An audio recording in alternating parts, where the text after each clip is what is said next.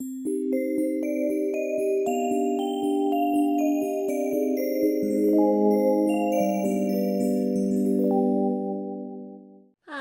welcome to another Woohoo Wednesday. I'm Little Woo, and I'm here to address another life question that I've received and hopefully give you a piece of insight or inspiration for your week. This week's question is how to avoid getting frustrated with parents who are judgmental. How can I help ease their concerns for me? How do I not get into an argument about what they think is best for me? So that's a little clarification of what this person asked. And also to clarify, this person is an adult, no longer living at home, and so that changes a little bit the dynamics when you're not living under the same roof. Because I want to acknowledge that can be extremely difficult when you are sharing a home together, and perhaps you are not completely financially independent or independent of your parents yet. So if you're a teenager or you're younger than that and you're living at home, I would answer this slightly differently. But there is definitely a commonality to what I'm going to say, and hopefully it'll help you, especially around these holiday times when you might be visiting your parents and noticing this dynamic of judgment coming up and causing turmoil and emotion. So first of all, judgment is this feeling of somehow being not good enough or being condemned or being misunderstood. So that's obviously not going to feel good when someone you love, which your parents are representing the deepest archetype of like the creator, the people who created you. If they're not satisfied with their creation and feel that you're insufficient in some way, it's going to feel very fundamental. It feels often worse than any other type of judgment. So you could have friends judge you or colleagues judge you, but when your parents judge you, it's a very deep feeling, deep-seated, and we all yearn to be accepted by our parents. We all want so much for them to see us for who we are and recognize us and not see us through a certain lens. And of course, as parents, they're going to have all kinds of lenses because you are also very important to them. And you're an extension of their dreams and hopes and their ideals and beliefs. So if you walk a different direction, it's going to help. It's going to, really affect them more than any other children or any other person. We're going to look at how to understand their judgment a little bit better, because understanding is how you can bring compassion. When someone is judging you, basically they're really looking at you through their own set of ideals, goals, and standards. So if you can, when you're with your parents, when they speak to you and they're being harsh or critical or judgmental, try to take that experience and draw it into a different container in which you're actually hearing them voice what they actually think about life and the universe. So take that direction away from yourself so that it's not at you anymore, and just see it as them, maybe even in a therapy session, talking about what matters to them. So it's really more about what matters to them rather than a formal guideline for you to live by. So even though they might say you are wrong and you shouldn't be doing this, the shoulds and the shouldn'ts, you can see it as, that they're telling me how they would like to live. And then the second question that you can kind of refocus the experience is then to say to yourself, are they living by their own standards then? And so if whatever they're saying to you, are they living the very things that they're saying to you? If they are, then you can say, oh, well, they're being honorable to their own standards. That's all they're doing. It's nothing to do with me. I'm the extension of their flesh, so they want me to keep going in the same direction. But this is really about understanding my parents.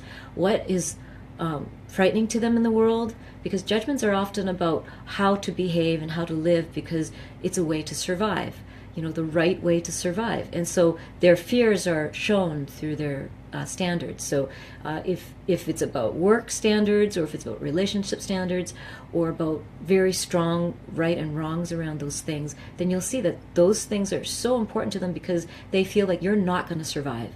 That's their deepest fear. One of the deepest fears of parents is that children will not survive if they continue to do what they're doing.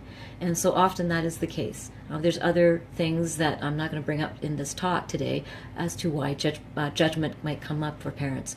But that's one of the reasons. And so if they are living by their standards, then they feel like they found a way to survive. And when they see you not acting in that way, then they're going to feel like somehow you're going to destroy your future, you're going to destroy your chances of survival. So recognizing that it's just their fears will help you stay a little bit less triggered and emotional, and actually stay in this place of what I call be the understander. So when you come into contact with your parents, whether it's a phone call or it's a dinner, just try to sit in the role of, I'm here to understand my parents because they brought me into this world, and how they see the world does affect me. So I want to understand their worldview a little bit better, because what it does is help you understand yourself too. So then if they aren't practicing their own ideals and standards, so if they're telling you something and they haven't even lived it themselves, then instead of seeing it as an act of hypocrisy, you can see it as, oh wow, they must be deep down quite disappointed in themselves, that they're not even meeting their own standards. So a lot of that anger and maybe intensity of which they focus upon you is actually around their own unmet desires, their own disappointments about their own life choices. So if you reframe it as less about disappointment in you and more about their disappointment in themselves, then hopefully that will bring out your compassion. And as you sit and listen to them rant or talk or even criticize you, you can see and turn it around saying, wow, this is how critical they are in their own mind towards themselves. And that will bring you compassion. And what compassion does here is that it changes the vibration of the room. And then when someone else is in judgment and when you're in compassion, it softens their judgment as well. And they start to see more clearly through the fog. But if you jump in and become extremely defensive, and I recently had an experience where I felt deeply judged by someone I loved, and I just got locked in. Got locked into a battle of defense. So I was spending over almost an hour defending myself because I felt like I was on trial. And so when I can shift out of that and bring myself to feel more compassion for what they might be feeling, and stop being worried about my own well-being and safety. So this is not about forgetting myself. It's about realizing, oh, I'm actually okay. I'm actually safe. And it's them, they're the ones that are feeling unsafe. So when you can turn that around and bring compassion in, it just changes the energy of the room, and then they tend to also come to it's almost like becoming sober.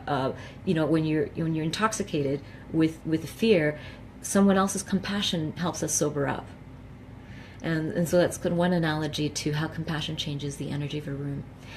So to ease their concerns, because one of your questions was how to ease their concern, is to ease your own concern. So before you go in to see your parents, ease your own concerns about your own life path, your own life choices, and reaffirm that you're a good person and that you're okay, because the basic judgment is that you're not good enough.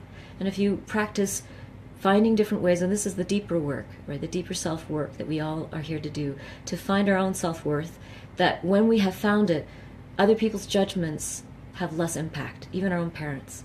And in my case, I can say that with my own family, that the more that I felt validated in my own life, and the more that I felt safe in the world, that I trusted that I was going to be okay, I saw how profoundly that would shift their dynamics too, without me telling them anything, without me having to prove that I was okay. Just the fact that I felt vibrationally, fundamentally okay, helped my family feel okay, that I was going to survive, and that what my choices were not going to impact their survival either. Sometimes it's also a fear that what you choose to do will impact them. So all of these things come back to your own self-work. The more that you love and feel good about yourself, the less you'll be triggered by what your parents say about you.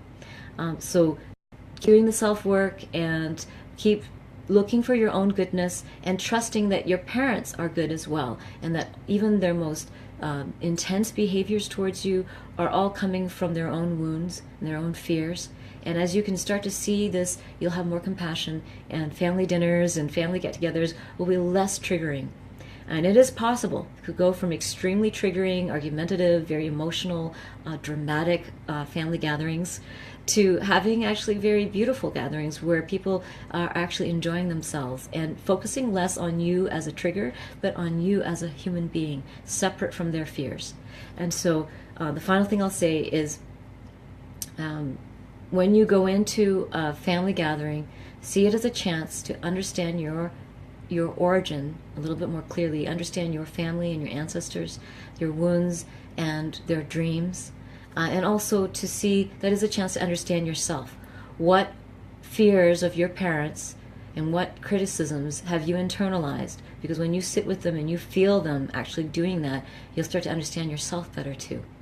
Hopefully that will help. Some of this will help you before you go see your family this holiday season, and definitely that self-work is going to change your dynamic. So focus less on trying to defend and change their minds about you, or even easing their concerns, but focus on changing your own self-criticism, changing your own concern about your own well-being and your goodness.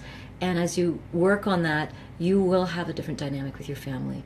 When a person is anchored in self-worth, it's less you're less of a point of focus for someone else, because you tend to be a reflection.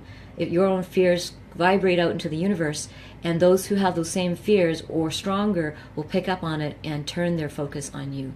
So as you have less of that concern, then others will be less concerned about you as well. So hopefully that has helped. Please tune in next Wednesday when I address another life question. And if you have a question that you'd like me to address, please email me at treasures@littlewoo.org.